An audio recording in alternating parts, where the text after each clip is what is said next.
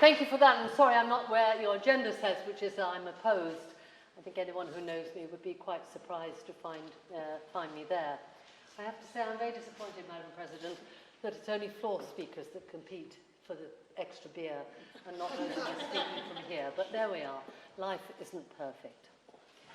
I have to say I think it's particularly wonderful to be here on the eve of International Women's Day, a day commemorated since 1911 to celebrate women's achievements, to raise awareness about discrimination, and importantly, to take action to drive gender parity. However, much as we celebrate progress made since 1911, we face a more serious debate tonight than I'd anticipated when I accepted your kind invitation to speak. I'd planned simply to take my notion of feminism into the domain of foreign policy. But today, everything to do with our... Is that a warning I've already overspoken? No, that's first minute. Oh, right. But today, everything to do with our place in the world has taken a more serious, even existential imperative. And why do I say this? Because if we start from where I'd thought 55 years ago, in other words, when I was an undergraduate at Trevelyan, life then seemed quite simple. Feminism was a belief in and advocacy for women's rights on the basis of the equality of the sexes. It was about respecting, listening to, and incorporating women's experiences, knowledge and strength into policies, but also striving to empower women to realise their rights. 2025 poses a different question. How do we implement this aim whilst Europe is at war? Sudan suffers. Women hostages remain in Gaza, where women and children are, in retaliation, also the main victims of Israel's response. And at the apex, we watch Trump and Vance alpha male behaviour in their approach to foreign policy. All this during the 75th anniversary of the year of the creation of the European Convention on Human Rights. Now that European Convention was groundbreaking because at the time it was about protecting rather than promoting human rights.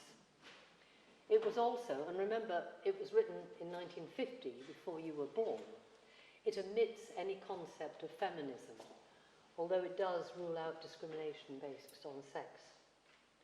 And as the basis for government action, it was for its time forward-looking and innovative, and laid a path for legislation and protections, and enabling European countries to adjudicate on each other's actions. But today, foreign policy and international ambition demand far more, including a feminist perspective. It means, as we articulate the aims of foreign policy, the primary focus of which, of course, must be the safety and security of our people and the prevention of wars.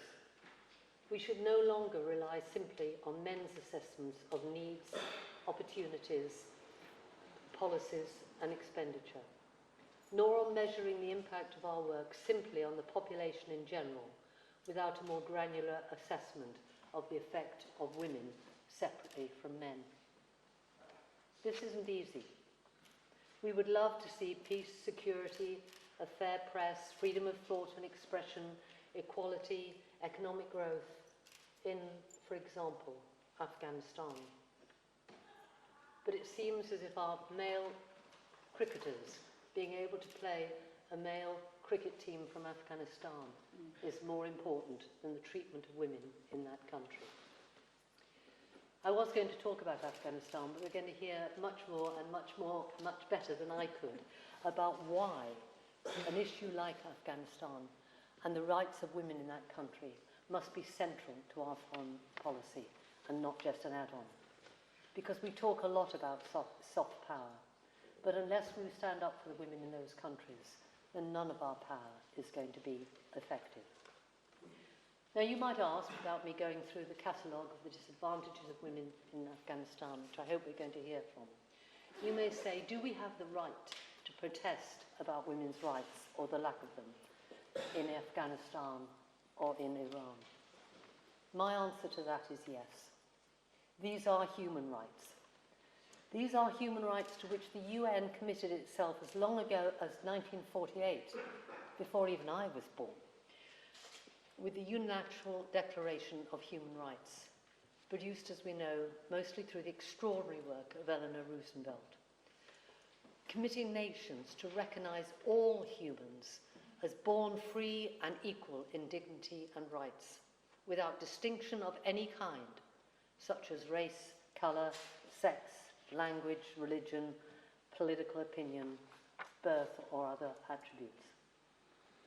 And since 1970, the UN has gone further, proclaiming a day for women's rights and international peace to be observed by all member states. This year it's supporting rights, equality and empowerment for all women and girls, and calling for action towards a feminist future when no one's left behind. So as a UN member country, we have a duty to promote, not just safeguard, the rights for women all across the world.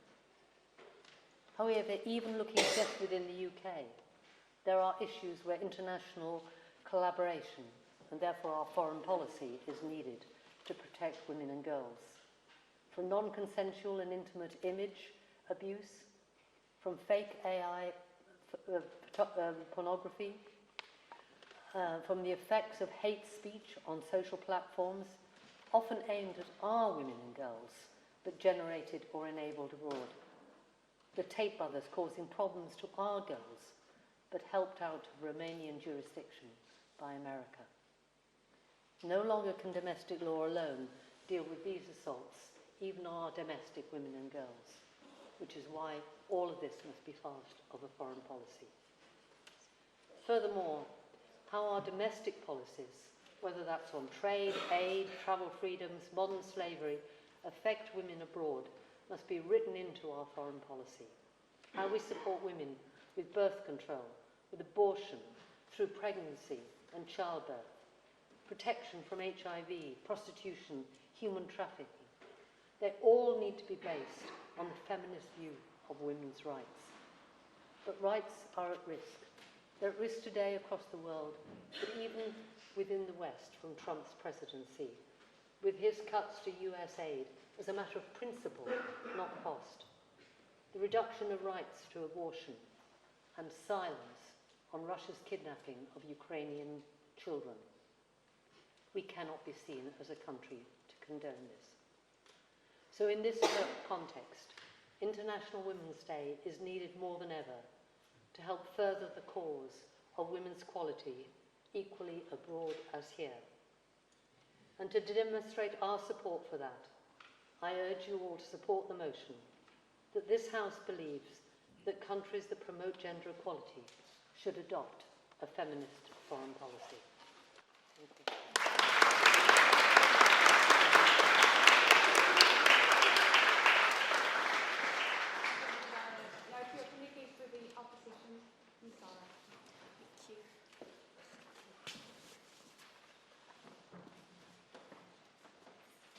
Good evening, ladies and gentlemen.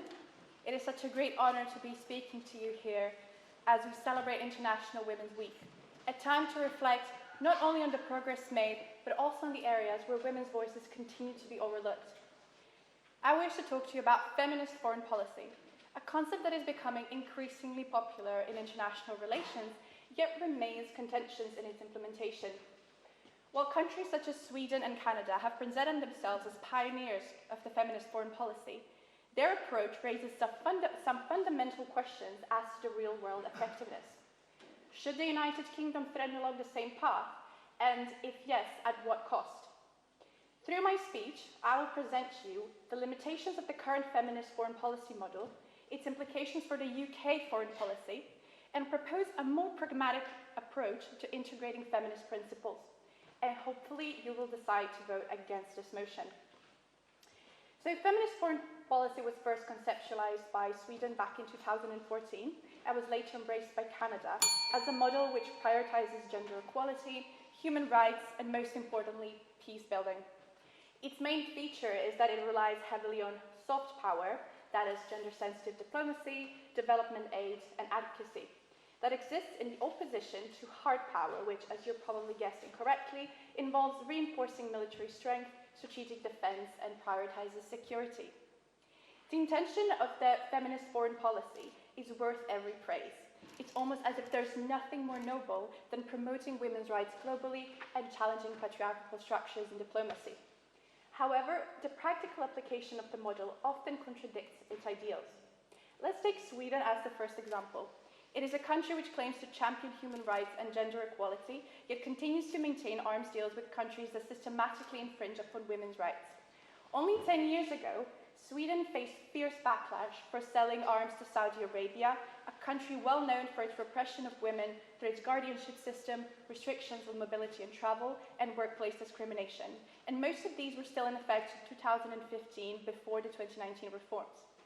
Canada, in a similar fashion, despite its vocal feminist stance, has upheld lucrative arms exports to Saudi Arabia, evidently contradicting its proclaimed commitment to feminist principles. So the question is, if these nations genuinely believed in the success and effectiveness of the feminist foreign policy, would they continue to uphold these strategic alliances? I would argue that both Sweden and Canada recognize the shortcomings of the feminist foreign policy and embrace a rather selective application of feminist principle, which in turn raises another important question, and that is, can we then even say that these countries have effectively adopted a feminist foreign policy, or is it merely an aspirational label? What if the UK were to really implement a model similar to that of Sweden and Canada? To answer this question, it is important to first recognize that the current British foreign policy is deeply rooted in realpolitik, pragmatic decision-making driven by national interest and rather than idealism. For example, the UK is a key military power, a permanent UN Security Council member, and a major player in global defense alliances such as NATO. Unlike Sweden and Canada, whose defense policies allow them to focus more on soft power, the UK cannot diminish its hard power commitments. Continuing from a previous point, the UK maintains a decade-long defense partnership with Saudi Arabia, which is rooted in mutual security interests and provides billions in arms deals that support Britain's defense industry. Also, its security strategy in the Indo-Pacific region relies on military alliances, such as the AUKUS agreement with the United States and Australia. Would adopting a feminist foreign policy, under its current definition, mean severing these relationships, undermining strategic security goals, and diminishing Britain's geopolitical influence? The reality is that a feminist foreign policy model that strictly adheres to soft power would be fundamentally incompatible with the UK's defence and economic priorities. However, my argument is not that the feminist principle should be entirely dismissed from the UK foreign policy, or any country's foreign policy. Instead, rather than solely focusing on soft power, a feminist approach to hard power could yield more effective and beneficial results. Instead of superficially advocating for gender equality, the UK could integrate feminist perspectives into security policy. For example, supporting women's inclusion in military leadership, prioritizing gender-sensitive conflict resolution, and ensuring that military interventions align with human rights principles. For instance, NATO's Women, Peace and Security agenda has shown that integrating women into peacekeeping missions enhances operational effectiveness. The UK could also push for stronger enforcement of human rights conditions in arms deals, ensuring that military support does not enable oppressive regimes. A feminist hard power approach acknowledges the necessity of defense while still promoting gender equality through practical and forcible mechanisms. It is therefore submitted that this model of feminist foreign policy would be more attainable and pragmatic. Ultimately, the UK already pursues feminist objectives through various other initiatives without advertising them under feminist foreign policy. The UK has been a strong advocate for girls' education globally, committing £430 million to the Global Partnership for Education. It has also led initiatives against gender-based violence, such as Preventing Sexual Violence and Conflict Initiative. Also, through its diplomacy and development programs, the UK promotes women's economic empowerment and political participation in fragile states.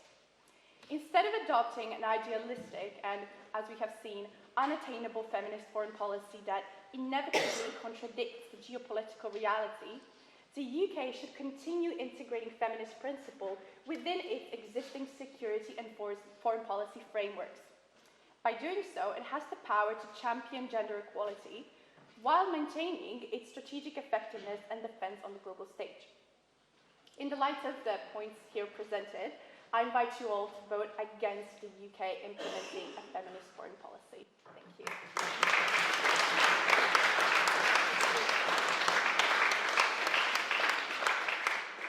Now we have Mr. Assad to continue the case for the proposition.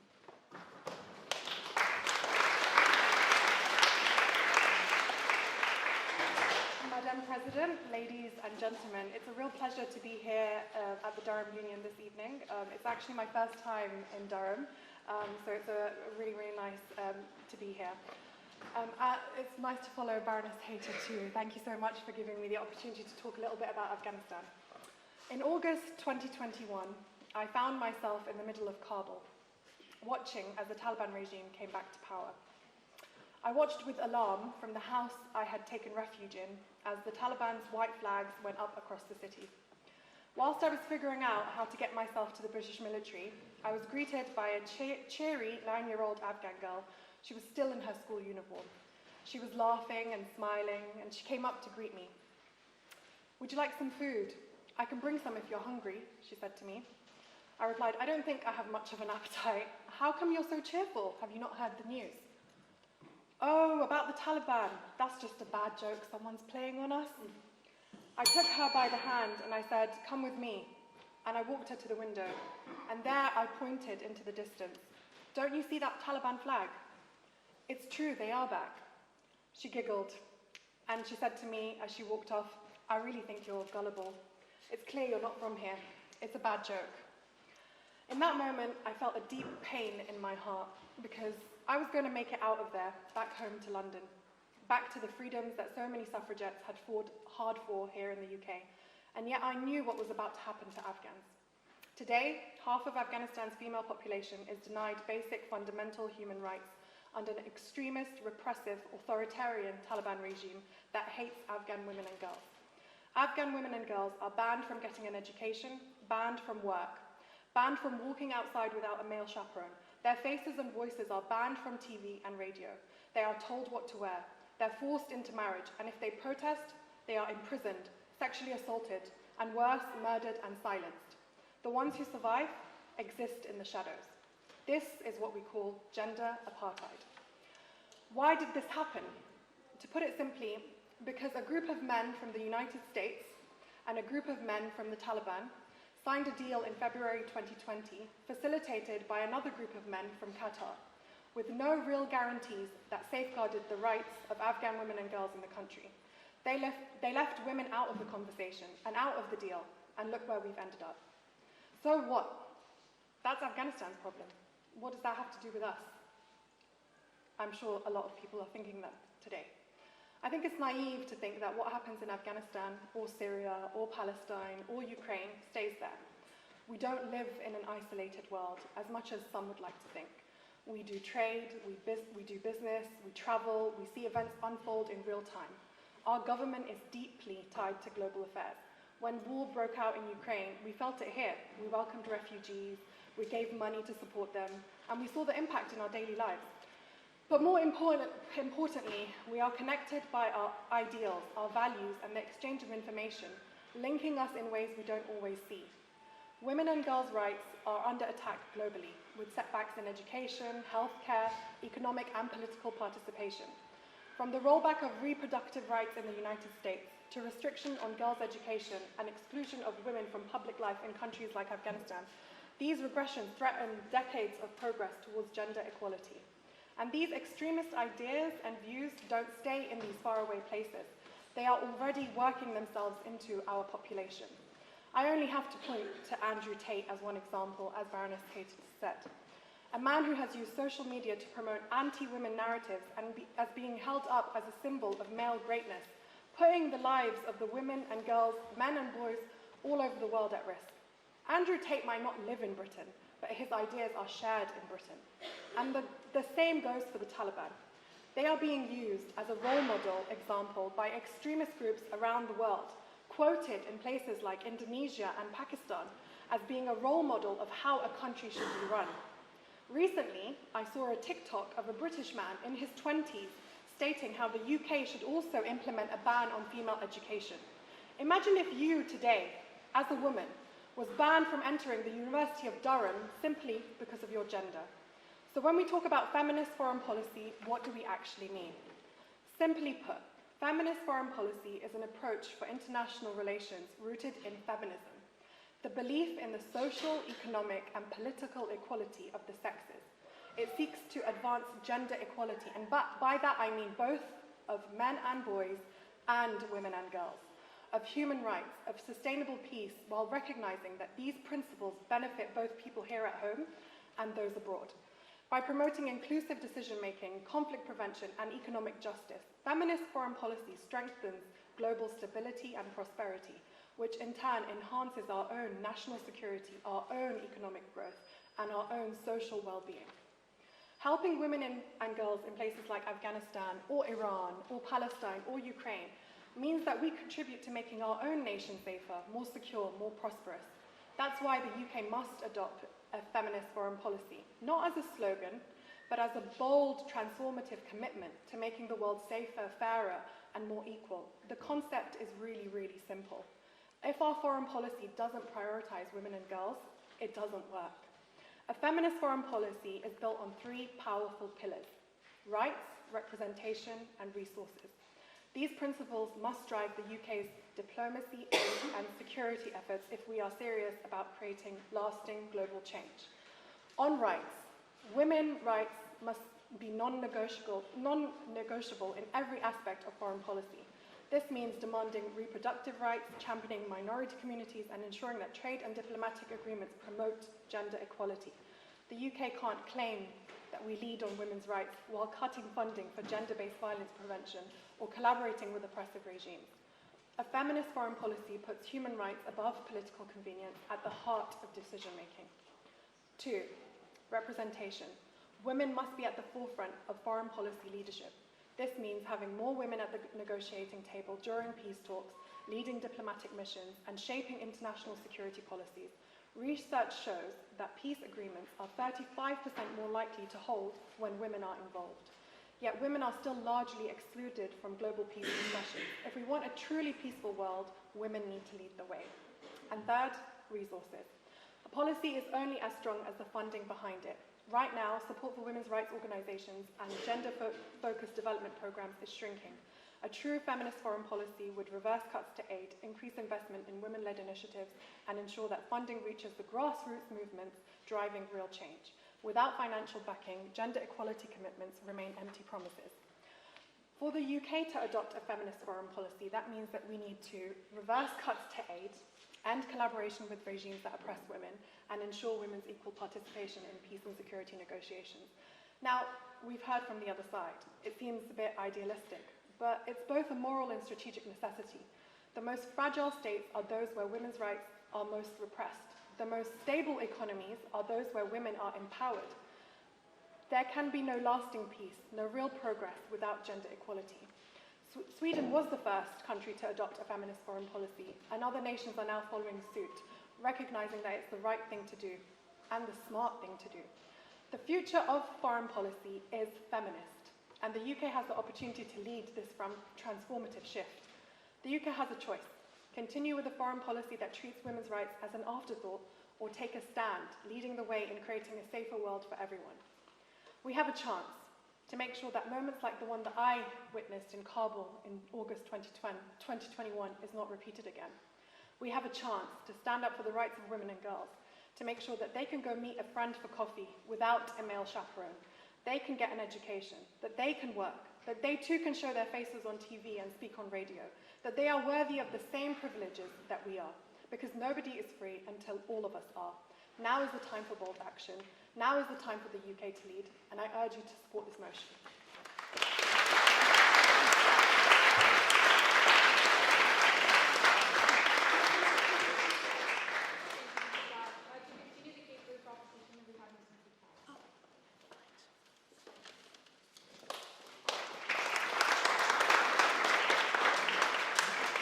Thank you.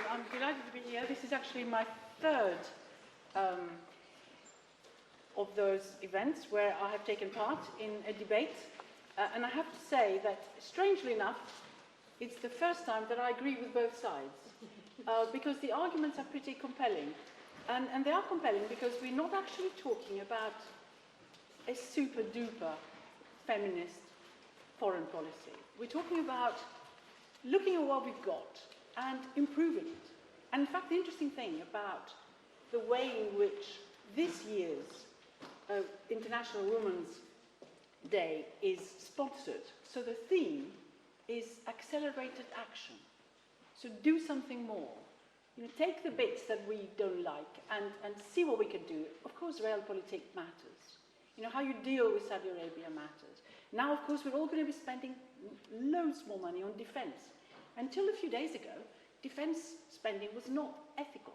You know, loads and loads of pension funds were not allowed to spend it. They had withdrawn from the defense sector. Now, we need it because we now decided that priorities are different. And it touches really on what we've just heard.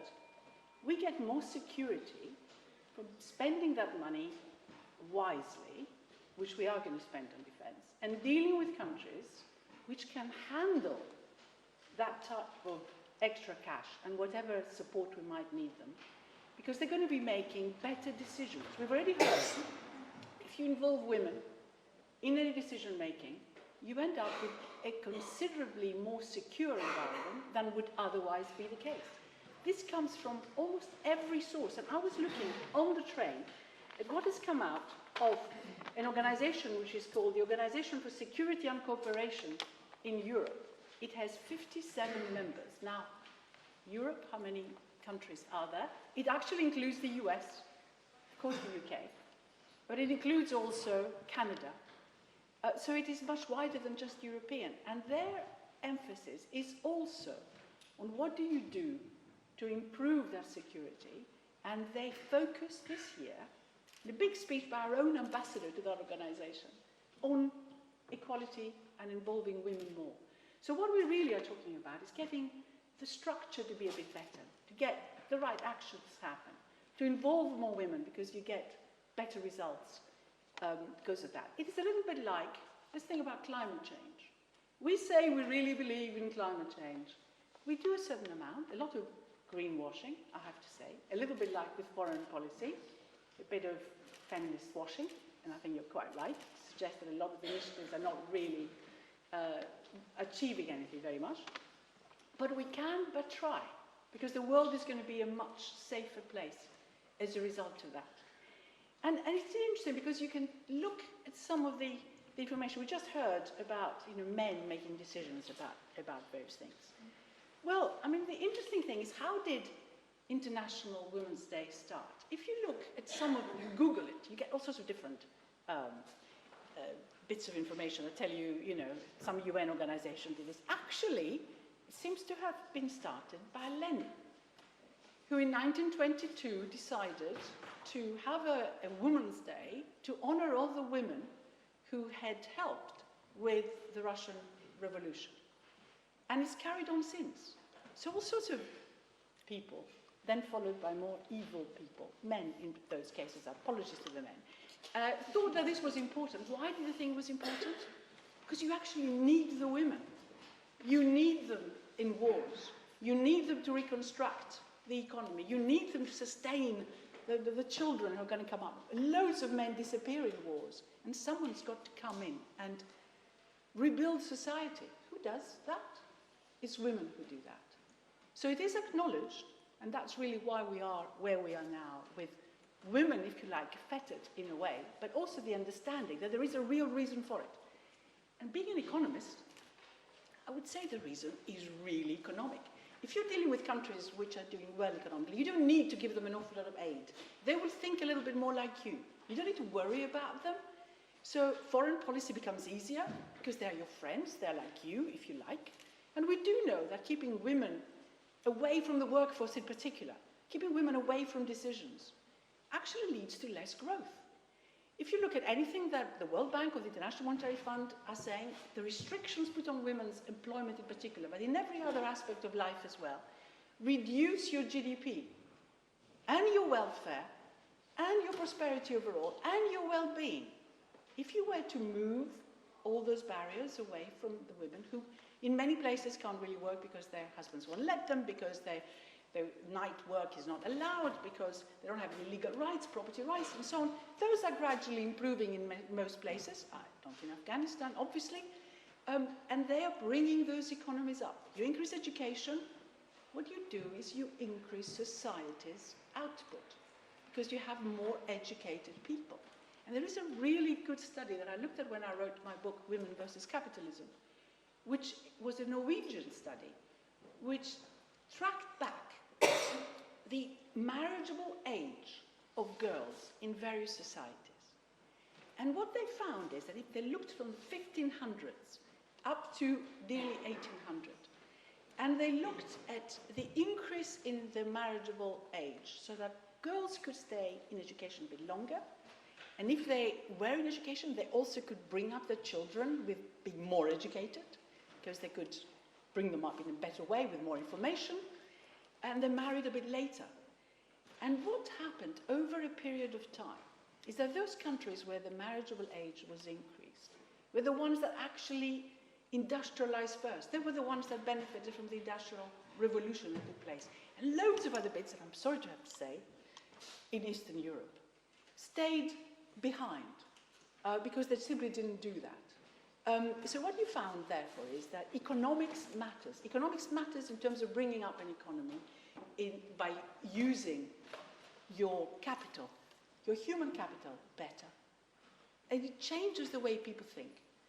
And, of course, having more women in decision-making has all these advantages that were mentioned before. And I will close with one very interesting thing that I found out relatively recently, because I was doing this interview with Ian Dale. Some of you may listen to the LBC.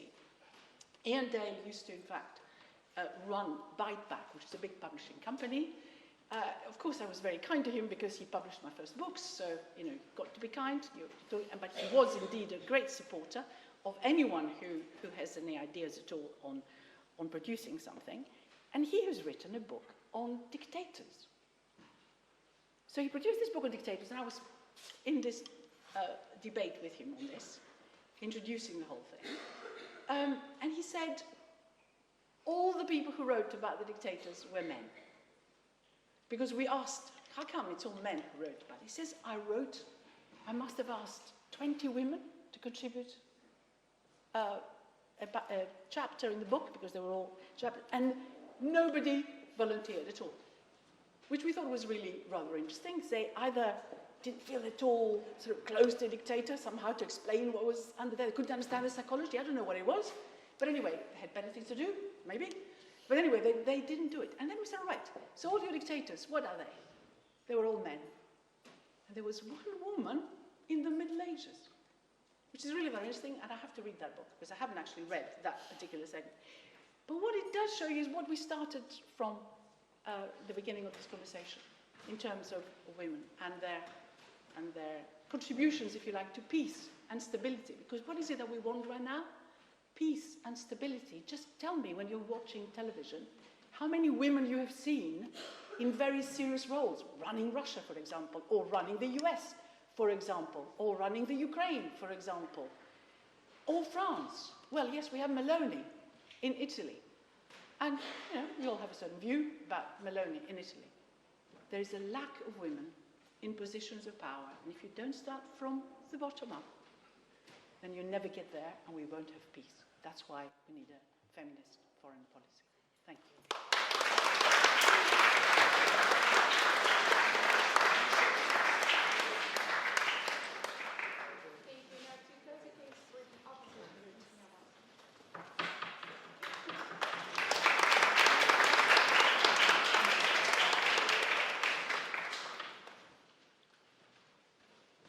Thank you so much for having me today. I'll just start by saying I watched the video of Jerry Lee do his speech not that long ago. I'm a bit disappointed I don't have any whiskey up here as he did. It is a privilege, as everyone has said, to speak today on International Women's Day with such amazing women on the panel, amazing women at the union, and amazing women in the audience. So thank you very much for having me. I stand before you to argue against the proposition that the UK should adopt a feminist foreign policy. Whilst the pursuit of gender equality is an essential and noble goal, I contend that implementing such a foreign policy would not only harm Britain's international relations, but also undermine the very cause of feminism itself, damaging those who we seek to help. Let me begin with a quote from Gloria Steinem.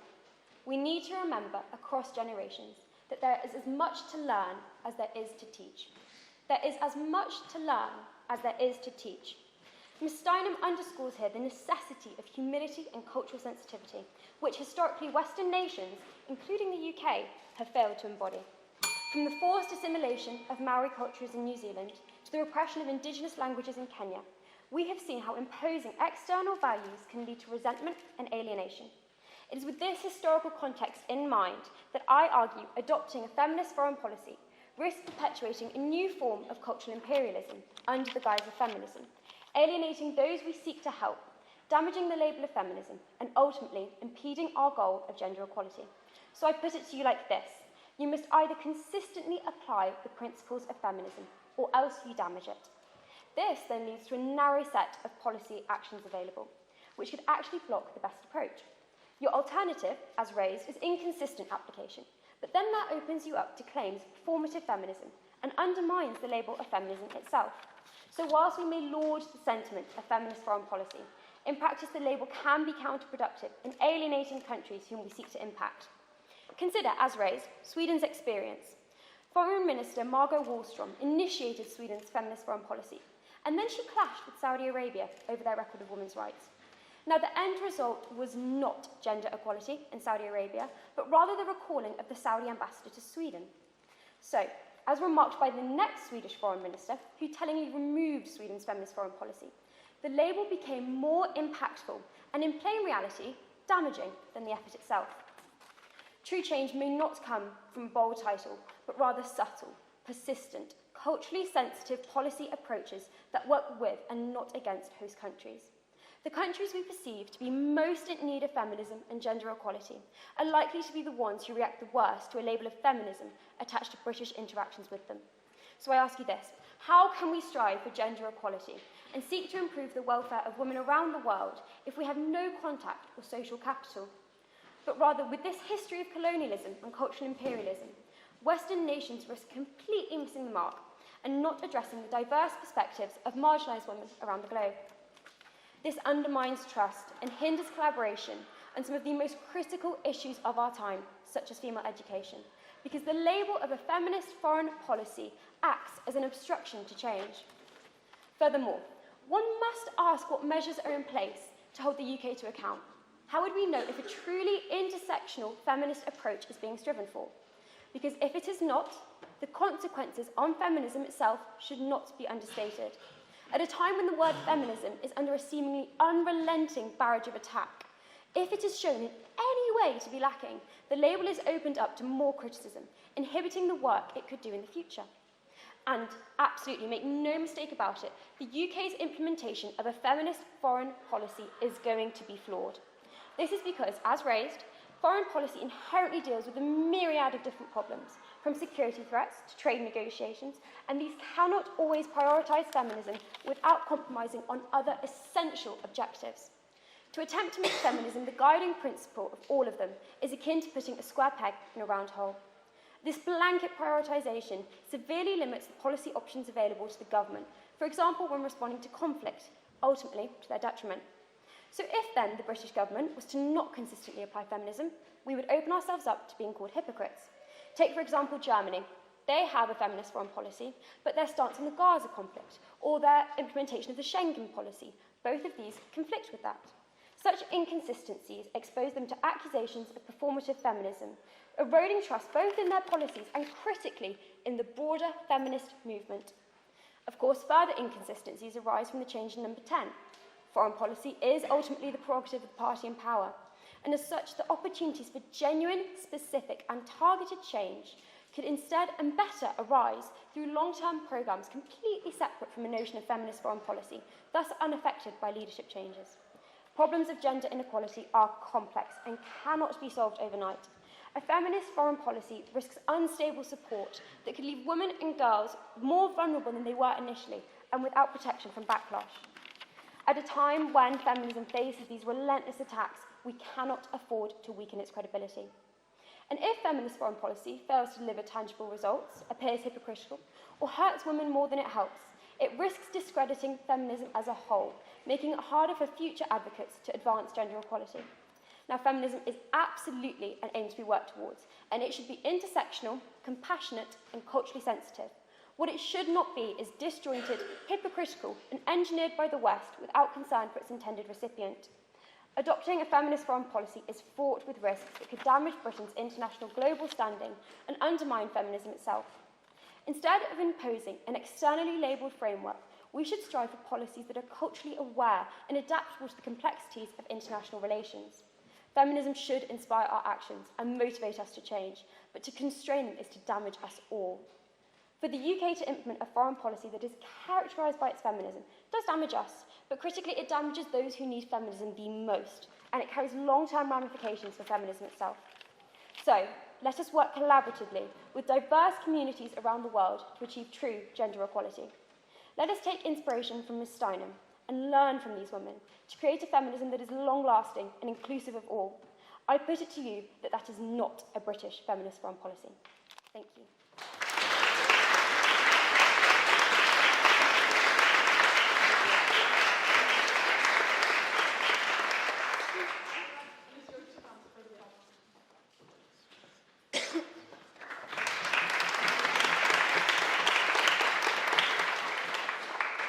Madam President, ladies and gentlemen, thank you so much for having me here tonight. It's an honour to be standing in front of you the night before International Women's Day and to be following such amazing speakers who've set quite the bar.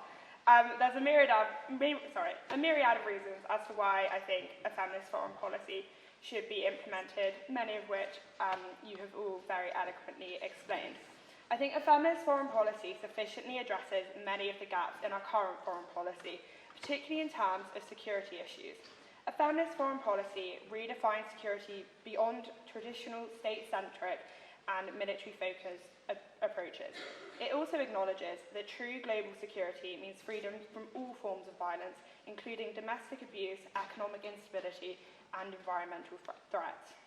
Feminist foreign policy broadens the concept of security, emphasising that demilitarisation and nuclear disarmament are feminist issues. This is because women and girls and marginalised communities are disproportionately suffer in war zones, where sexual violence, including rape as a weapon of war, human trafficking and exploitation are widespread. Whilst men are of course more likely to be combatants, women often bear the burden of displacement, loss of livelihood and caregiving responsibilities in post-conflict settings. For example, during the South Sudan civil war, out of the millions and millions of people that have been displaced, 65 to 70% have been women and children. With agricultural lands, markets destroyed, and many people forced into informal labour or reliance on humanitarian aid, this is clearly a massive issue. And in internally displaced person camps, they often serve as the primary caregivers while facing severe food shortages, sexual violence, and inadequate medical care as they struggle to keep their families alive. Similar patterns have also emerged across Ukraine, Afghanistan, and Syria, and during and after the Rwandan genocide. These examples underscore the urgent need for a gendered approach to peace building, one that recognises women's needs and contributions. This is why the UK should adopt a feminist foreign policy. Perhaps the most compelling reason as to why we should do this is that the security it provides a framework for addressing the root causes of instability. As conflict persists and worsens and the world becomes so quickly ever-changing, it becomes increasingly clear that we're failing to tackle these underlying factors that fuel instability. An FFP can be particularly effective in this regard as it enables us to analyse how gender inequality contributes to state fragility.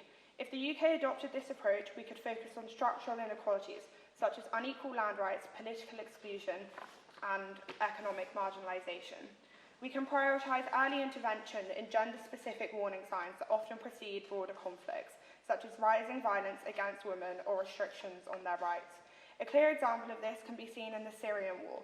Prior to the widespread violence that erupted in 2011, there were notable shifts in gender dynamics and women's rights, signalling growing instability. In the years leading up to the conflict, Women's rights advocates in Syria reported these increased restrictions on women's rights and diminishing opportunities for women in the public sphere. These changes occurred alongside mounting economic pressures and political tensions in the country. What makes this example especially significant is that women's organisations raised alarms about these developments through various channels, including international NGOs and UN agencies. Unfortunately, these warnings were often dismissed as mere women's issues rather than being recognised as critical security concerns that warranted immediate diplomatic attention. A feminist foreign policy would have recognised these gender-specific warnings and acknowledged them as legitimate issues to act upon. The government would have provided support to women's organisations on the ground and integrated this information into broader conflict analysis and early warning systems, developing targeted interventions to address these specific issues before they escalated. The Women's International League for Peace and Freedom has since documented how similar patterns have occurred in other conflicts, where restrictions on women's rights and increases in gender-based violence have preceded broader societal breakdown. This example demonstrates how feminist foreign policy could provide critical early warning mechanisms that traditional frameworks often miss, potentially creating opportunities for diplomatic interventions before conflict fully erupts. This idea is also supported by UN Resolution 1325, the Women, Peace and Security Agenda, which demonstrates how addressing gender dimensions in conflict in fact yields more sustainable peace outcomes. We've spoken about Sweden tonight, and I don't take away from the fact that there was perhaps some slightly dodgy interactions with Saudi Arabia. However, there were multiple countries where they had incredibly successful initiatives, and today I'm going to talk to you very quickly about the example of Tunisia, which did make democratic sort of advancements after the Arab Spring, but unsurprisingly, women still face many barriers to political participation, economic opportunities, and legal protections. So Sweden funded and supported Tunisian civil society organisations working on women's rights, political inclusion, and provided technical support for Tunisia's gender-sensitive constitutional reforms, ensuring stronger protections for women's rights. Sweden worked very closely with Tunisian authorities and international partners to advance women's leadership in politics by supporting training programs for Tunisian politicians and activists. Economic opportunities for Tunisian women were also promoted, with Sweden investing in microfinance projects and entrepreneur initiatives. This approach was extremely effective, with Tunisia passing some of the strongest gender equality laws in the Middle East and North Africa region, including legislation against domestic violence, gender discrimination. The percentage of women in the Tunisian parliament also increased significantly, reaching over 30% representation after these Swedish-backed initiatives. And this was also maybe potentially not quite the same success implemented in countries such as Colombia and help in Afghanistan. And I think it's a huge shame that they ended this policy. And I think, to be honest, it's probably more a thing to do with the name, because they continue to do a lot of work in gender equality. And I think it's a shame that they let the name probably get in the way of that. But they still left a pretty long-lasting legacy after dropping the label, with countries like Germany, France, Canada, and Mexico all expanding gender equality into diplomacy and development aid, trade and security after taking inspiration from Sweden's success. So feminist foreign policy approach offers a unique approach to preventing armed conflict by prioritising diplomatic engagement and multilateral cooperation over military intervention. It emphasises the importance of integrating gender analysis into early warning systems to identify emerging tensions before they escalate, as well as promoting inclusive mediation that brings diverse stakeholders to the negotiating table. This approach proves to be a more effective and sustainable way to shape foreign policy. I'll very quickly talk about Canada as well, as that was brought up. So they kind of came up with an initiative fund that's provided financial support to countries, contributing troops and police to UN peacekeeping missions that help women overcome barriers to their participation and work directly with partner countries such as Ghana, Zambia, Senegal to implement assessment frameworks to development action plans. The LC initiative is based on evidence that female peacekeepers reduce the rates of sexual exploitation and abuse in mission areas, and multiple countries have come together to join this. The initiative represents a practical application of feminist foreign policy principles by addressing the structural barriers to women's participation in international security frameworks, while also improving the effectiveness of peacekeeping operations in conflict zones. So to conclude, the adoption of a feminist foreign policy in the UK is not just an ideological stance.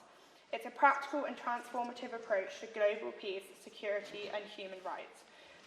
By framing security to include gender equality, economic stability, and environmental justice, the UK can address the root causes of conflict, provide early warning systems, and support sustainable peace efforts. When half the population still does not enjoy the same rights, same representation, and resources as the other half, there's a need to adopt a gender lens for foreign policy. As we approach International Women's Day tomorrow, it's a timely reminder that the empowerment of women is not a side issue. It's central to achieving lasting peace and security. So I urge you all to vote in proposition of the motion for a more peaceful world for everyone.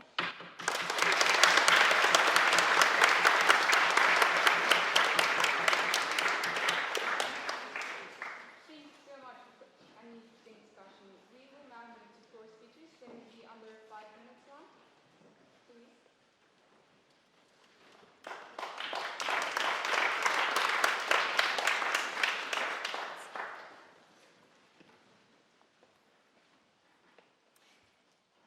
Firstly, I think it's interesting because in the debate workshop we were running today with Barnard Castle, a lot of the issues that the speakers have brought up actually were mentioned by our lovely sixth form students. So that's always nice to know. But just to begin, let's get into a bit of rebuttal. So the proposition presents to us this idea of feminist foreign policy. As a feminist, and I am a fierce feminist, I'm not against feminist foreign policy, but I am against a poor implementation of a feminist foreign policy. So crucially, how does a label fundamentally alter policy? If we call something feminist, does that make it inherently feminist? I would argue no. It is clear that there is a need for feminist policy, don't get me wrong, but it is a label of feminist policy effective to address these issues. On this side of the house, we argue it is not. If the UK does adopt these policies, what guarantees that they will essentially implement a feminist foreign policy? Like, on opposition, as previous speakers have said, it doesn't necessarily guarantee an implementation of these policies. These feminist principles can exist outside of this label. So PROP doesn't prove to us why the policy positions cannot be implemented under a status quo foreign policy by the implementation of a new label of this foreign policy. But to get into the cement of my argument, practically, what does feminist foreign policy look like, as opposed to an idealistic interpretation of feminist foreign policy? Crucially, it's more important how the individual perceives feminism and how the individual perceives feminist foreign policy. It is more important how the individual reacts to the notion of feminism, and the reality is that that notion of feminism is probably going to be a negative perception, whereas it should be a positive. Crucially, what does this represent within British political climate? Is this another example of EDI false advertising? Are we going to see a corporatization of feminism in a foreign policy setting, or are we going to see human rights, human-centered, humanistic policies approach taken forward? I would argue that realistically we are not going to see a human-centered focus. We are going to see a consumerist or commercialization of feminist foreign policy. How will this be challenged by a largely misogynistic media which already targets exclusively women within a British political space in a negative way? How will female politicians be attacked on policies that they are perceiving purely because it's said to be a feminist foreign policy, as opposed to a policy that is feminist but is not labelled feminist? Crucially, we demonise the word feminism, and feminism within society is demonised. Therefore, when we use the word feminist, it is inherently seen or perceived as a negative thing, as an unequal thing, as an unbalanced thing, whereas the policy could actually just be a great policy, and it is a feminist policy, but does the label of feminist, does that make it necessary? Do we need to have that label? Does this trivialise policy? Does this polarise it unnecessarily? We argue on this side of the House that it does. It begs the question, crucially, how important are labels? Do they guarantee policy action, or do they justify inaction? Can we slap a label on something and say, oh, well, we've done our job? We argue on this side of the House that putting a label on something does not guarantee action, nor does it prevent inaction. Another important element is the practicality of this approach. Look at the distribution of descriptive representation within political office. Does descriptive representation equal substantive? We argue on this side of the House that no, it does not. Crucially, it is true that men mainly occupy these offices. If men mainly occupy these offices, how will they interpret a feminist foreign policy? The reality is we have to look at who is in office currently, not who we think people who should be in office to implement this approach. Crucially, it could be argued, yes, feminist foreign policy could encourage more quotas and more positive proliferation of women in political spaces. However, currently we do not have that proliferation and we do not have those women in those spaces. Therefore, how will men interpret feminist foreign policy? Just to finish, sorry. The motion does not quantify whether feminism is a good or a bad thing. On opposition, we are not arguing whether feminism is a good or a bad thing. We argue, I think, all of the speakers on opposition are arguing it's probably a good thing. But I would heavily propose that it's vital. But whether the rebranding of foreign policy as feminism leads to real affirmative action is what is questioned. Thank you.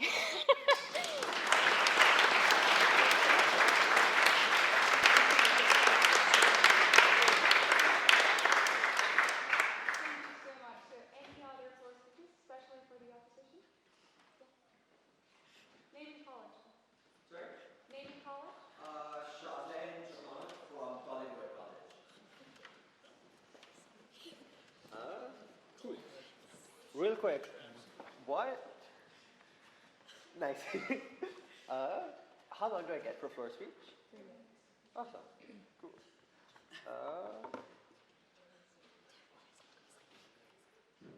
Cool.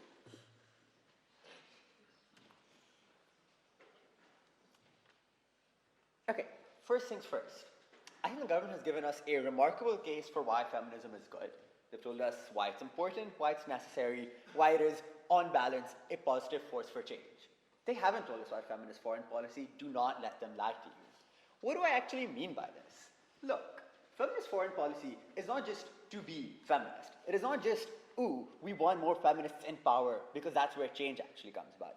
Foreign policy necessarily requires the consideration of geopolitics, necessarily requires the consideration of how our allies behave, of what international conflicts are currently ongoing, of what trade conflicts, of the economic status of a country. I want to highlight this. And note, I want you to know that I agree with every word that's been said on government. I just don't think they have the right to draw any meaningful conclusions from that. That is to say, I'm like quite a radical feminist. I have and I will continue to like engage in direct action for feminism. I just don't think they've proved anything but feminist foreign policy. Why? The first I want to point out, I still don't know what feminist foreign policy is after four speeches. I still don't know what feminist foreign policy is. That is to say, will the UK adopting feminist foreign policy mean we suddenly go to war with every country that is not feminist, that has a gender wage gap, that doesn't allow women in school? Probably not. That's kind of stupid. But like, does it mean that we're going to impose economic sanctions on these countries? Well, to what extent? Does it mean that we're going to stop engaging in bilateral negotiations with them? Well, to what extent? What is foreign policy? Foreign policy is not just a hand-waving like metric of, ooh, we want the world to be better, so foreign policy is the mechanism by which the world gets better. Foreign policy is tangible and important. They neglected the nuances of what foreign policy actually is. You cannot like give government the win in this debate. But look, the extent of analysis I got was that this means that we stand by human rights. First, like, not to be a pedant, but we kind of already do that. But like, secondly, again, we kind of already don't do that. That is to say, in virtually every metric they point out, we make selective considerations of when and where to apply the moral standards that govern our foreign policy. That is to say, we like love human rights until it gets to Saudi Arabia, until it gets to Russia, until it gets to China, until it gets to America. I want you to understand the extent to which they're claiming. If I take government in their best case and say these feminist principles will be applied and implemented in good faith and as to how they're probably going to be intended in a good academic context, That means we sever ties with America. That means we sever ties with China. That means we sever ties with Saudi Arabia. What does that mean? That means we lose our standing in the world. It means we make an enemy of every meaningful foreign power. Why is this bad? First, just a priori, I think people get that, like, ooh, losing the value of your currency, losing lots of jobs, losing international consideration, and like the platforms that we command, the ability to interact with soft power, don't let them just throw away soft power just because they don't want to dismiss it out of hand. We lose that sway in the international community. Why then is this going to, like, what does this actually look like? It will look like a facade of change, a lie, a veneer, a pretending to say that we are actually feminist while like letting business continue as usual and pretending that something has changed. Why is this bad?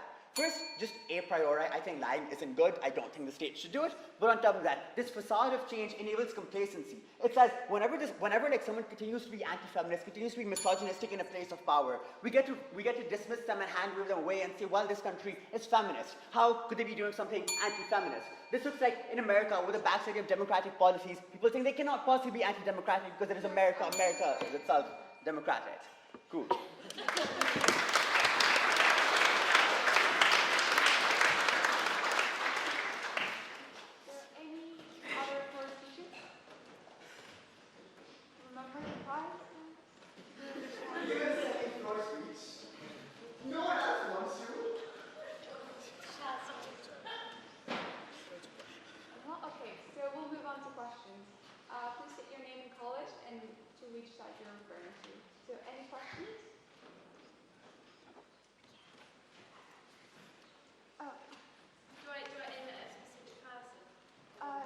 Just decide, but please come here. You so we can hear you. Name college. Name college? I go to a sixth form school. Okay. No, that's great. So a lot of people talked about any flaws in what a British feminist foreign policy would look like. I'm just curious to know exactly what you think the flaws would be in that policy. Sure, that's a really good question. Thank you so much. I think a key flaw that we brought up with a feminist foreign policy, right, is that you have two options. So you either consistently apply feminism, and then you have the huge flaw, right, which is that then suddenly loads of options are off the table. Or if you inconsistently apply it, then it undermines the whole idea of feminism. So if we're looking at a feminist approach to conflict, right, that might immediately prioritise peacekeeping resolutions, sort of a very much a de-escalatory approach. That, absolutely fantastic, but in some cases it's not going to work. And so that is a key flaw, is that it can block the best policy approach that you might need to take as a government. Does that make sense? Yeah, perfect. Thank you so much. Thank you. Is there any other questions?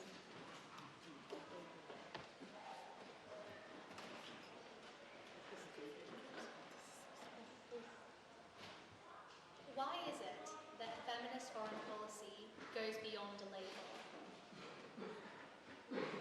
Will the opposition for the proposition? Okay, yeah. Can the proposition take the question? The Baroness? We help us stand up. Did everyone hear the question about why does feminism go beyond the label? Can I give a different example of why I think it's really crucial? You will have seen that we had a woman ambassador to America recently, which was brilliant and in itself was a real symptom of feminist inaction. She's now been replaced by a man, but interestingly by a gay man, to Trump, who doesn't actually approve of homosexuals. I think that's showing, not telling. I think it's not engaging with Trump about whether homosexuality is acceptable or not. It's simply putting in the gay ambassador. That is what I mean by showing, not telling. And I think feminism is about that. I think that, a lot of what's been said about it could be bad for feminism is right if we're talking feminism rather than doing it. So I think where this is really important is that we do it. When we're doing our aid, for example, we make sure that the recipients are women, because if it goes into women's bank accounts, they are likely to use that money for their children, and we get the whole economic regeneration. So I think maybe you're right, talk less, but do more, and I think that's the difference.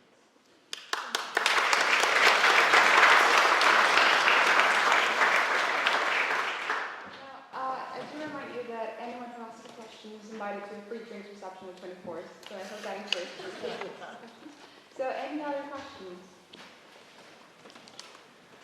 Yes, please. For the government, what is feminist foreign policy? He said, what is feminist foreign policy? What is feminist foreign policy? Shall I do? I'll just read from my definition. So you asked what is feminist foreign policy? Well, I did say this in my speech. You must have forgotten. It's an approach for international relations rooted in feminism, and I'll say this part a bit clearer. The belief in the social, economic, and political equality of the sexes. So it's an approach to international relations rooted in the equality of the sexes.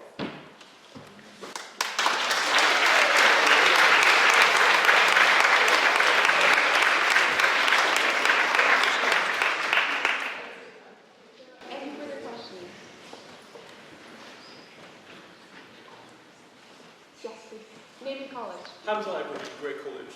My question is to the proposition. I was just wondering, would you back action against countries that are in violation of women's rights, and if so, what?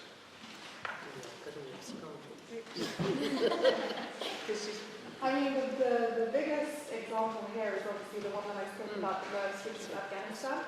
And the first thing that I think the UK government could do is recognise gender apartheid, that the regime is implementing policies that are anti-women, and once you recognise gender apartheid on the legal stage internationally, you can then hold the regime to account. Because Afghanistan as a state is signed up to many, many international laws that are about gender equality.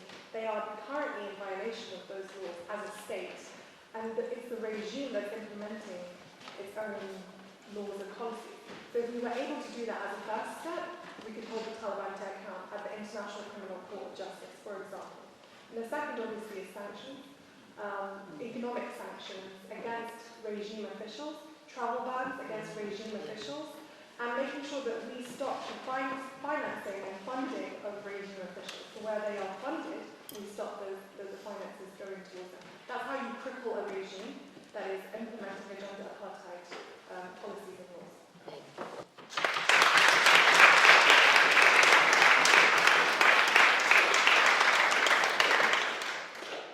Any more questions?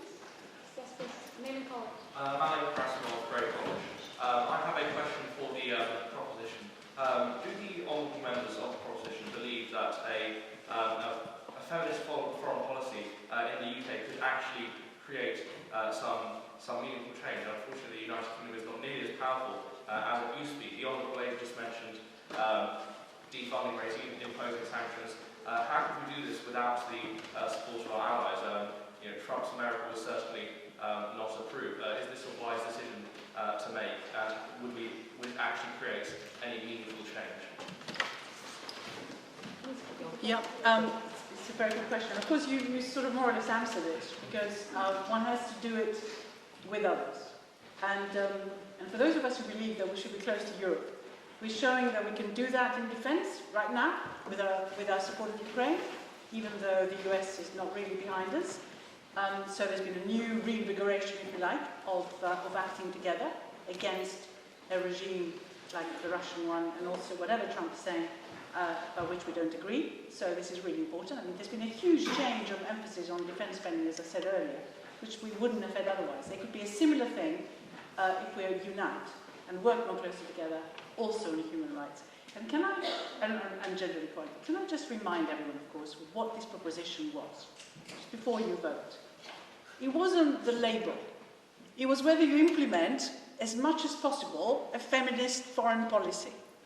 You know, you can drop the label if you like. Who cares? The important thing is doing it.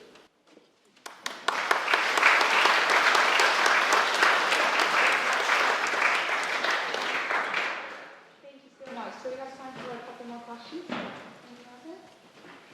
Yes, please. Name and college. Olivia, Newcastle College. Question for the position. I think so. If it was just amended, this is much smaller scale question, but nonetheless, I think still quite important.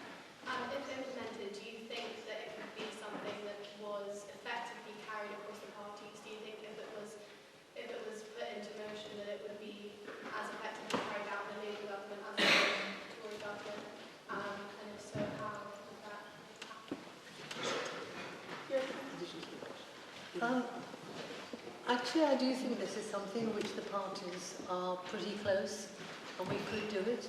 And in fact, it's one of the things that I think it's really important that one discusses cross-party at this stage. Foreign policy takes a long time to be implemented.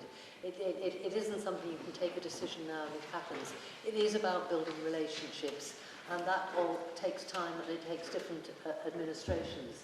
There are some quite short-term things that can be done.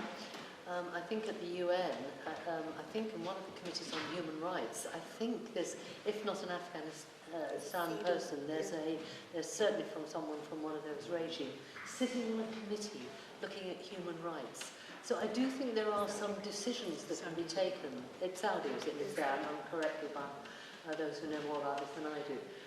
Actually, one can take those sort of decisions, but they have to be bipartisan, I think.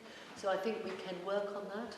I think that what Mrs. May did, obviously I'm Labour, what Mrs. May did on modern slavery was absolutely bipartisan, but she led on it. We backed her, but actually she made the running, and that is really important for international affairs. So yes, I do think that we can and must work together.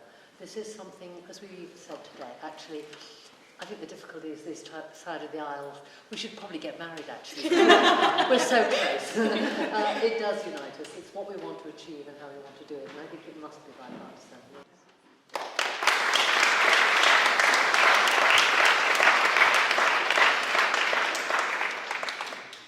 Thank you. Is there any further questions? Yes, please. Barnaby Moores, John Snow College.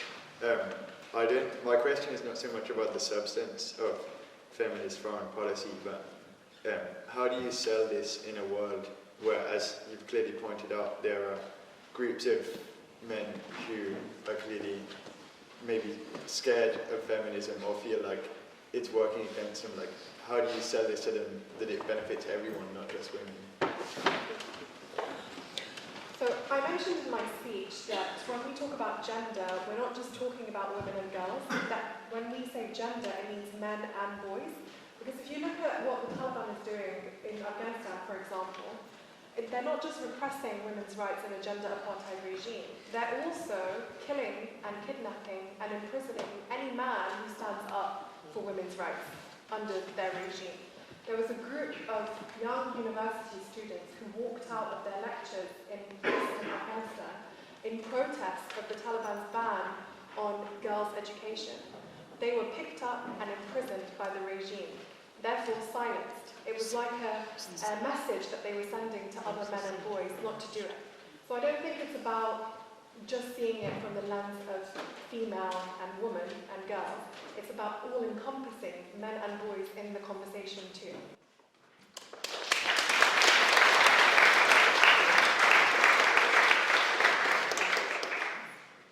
Any further questions, especially for the opposition as well? Yes, please. Name and college.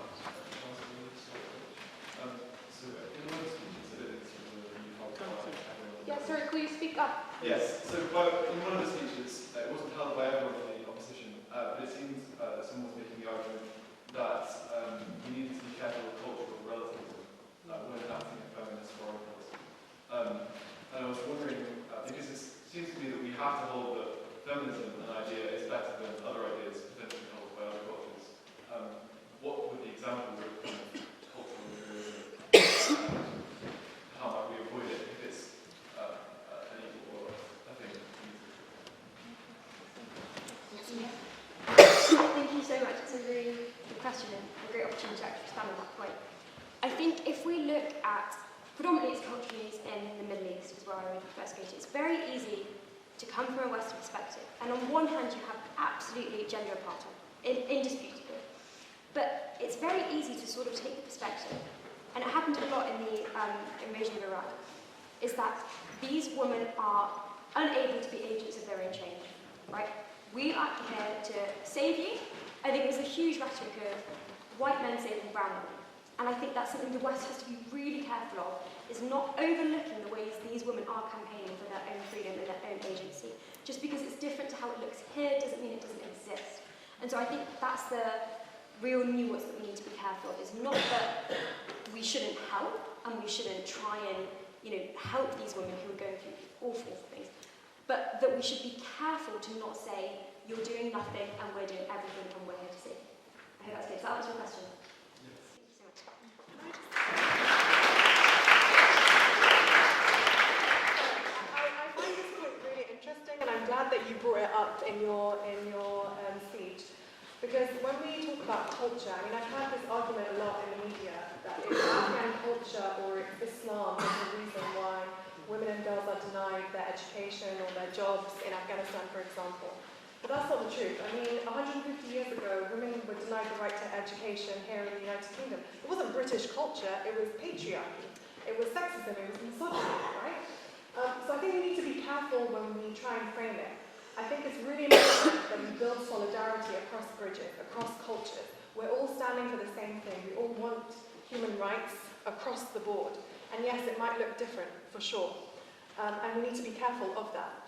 But at the end of the day, if I have the right to an education and the right to work, so should someone else in another country, somewhere else.